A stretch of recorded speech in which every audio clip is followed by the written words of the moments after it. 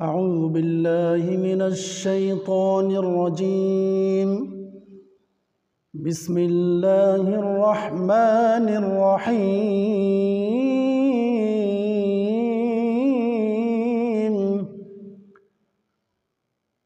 أم حسبتم أن تدخلوا الجنة ولما يعلم الله الذين جاهدوا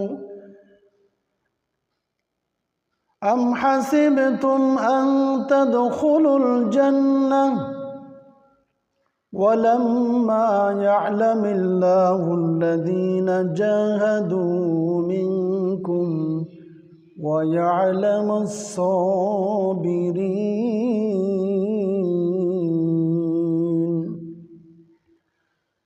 আল্লাহ রাব্বুল আলামিন বলেন,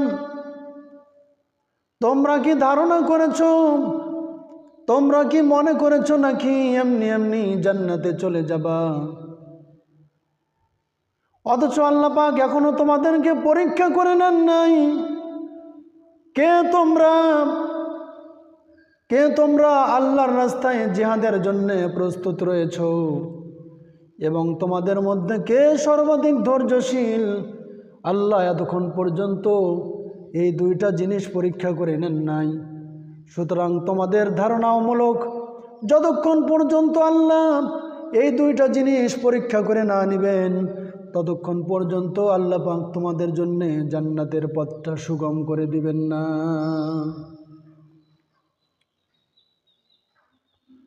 প্রিয় মুসলমান ভাইরা আমার, কথাগুলো গভীর মনোযোগ দিয়ে শুনতে হবে। যে বিষয়বস্তু সম্পর্কে আমি বলতে চাইছি আপনাদের সামনে, গুরুত্বপূর্ণ একটা বিষয়। মানুষ শুধু মৌখিকভাবে ইমানদার হিসেবে যদি নিজেকে দাবি করে, ইমানদার হিসেবে যদি শুধুমাত্র মানুষ যদি ইমানদার হিসেবে নিজেকে সার্টিফাই করতে চায়, আল্লাহ পাক তার ইমানদারিত্বকে গ্রহণ করবেন নাকি ইমানদারিত্বকে বর্জন করে দিবেন? রব্বুল আলামিন সূরা আনকাবুতের এক আয়াতের মধ্যে বলেছেন, সূরা আনকাবুতের প্রথম দিকে বলেছেন, আহাসিবান নাসু আন ইউতরাকু আন ইয়াকুলু আমান্না ওয়া হুম লা ইফতানুন। আল্লাহ পাক বলেন, তোমরা কি মনে করেছো নাকি শুধু মুখে মুখে ঈমান এনেছি বললে আল্লাহ তোমাদেরকে ছেড়ে দিবেন, অথচ আল্লাহ তোমাদেরকে পরীক্ষা করে নেবেন না? এখান থেকে প্রতীয়মান হয় ঈমানদারের দাবিতে যারা সত্যবাদী, আল্লাহ রাব্বুল আলামিন অবশ্যই তাদেরকে পরীক্ষা করবেন। কিভাবে পরীক্ষা করবেন? আল্লাহ পাক এই সম্পর্কেও চূড়ান্ত বক্তব্য দিয়েছেন, وَلَنَبْلُوَنَّكُمْ بِشَيْءٍ مِّنَ الْخَوْفِ وَالْجُوعِ وَنَقْصٍ مِّنَ الْأَمْوَالِ وَالْأَنفُسِ وَالثَّمَرَاتِ وَبَشِّرِ الصَّابِرِينَ।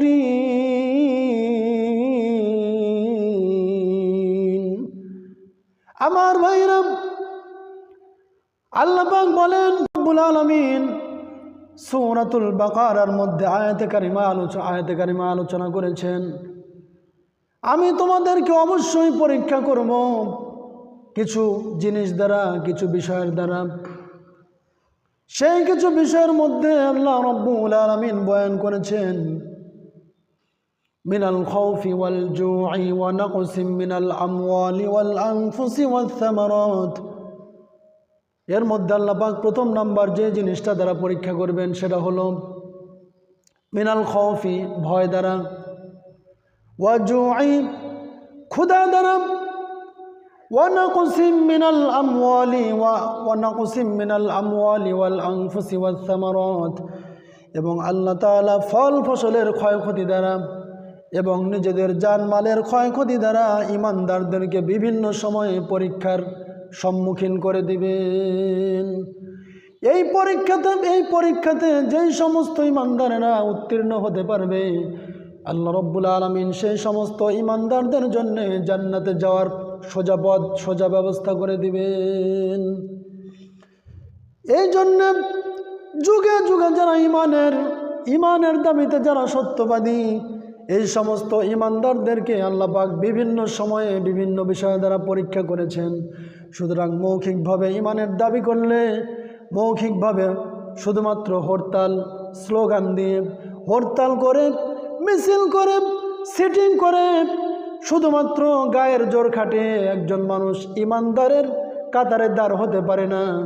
যতক্ষণ পর্যন্ত একজন মানুষকে আল্লাহ রাব্বুল আলামিন বিভিন্ন বিষয় দ্বারা পরীক্ষা নিরীক্ষা করে না নেবেন, ততক্ষণ পর্যন্ত একজন মুমিন ইমানদার হিসেবে কখনো সার্টিফাই হয়ে যাবে না।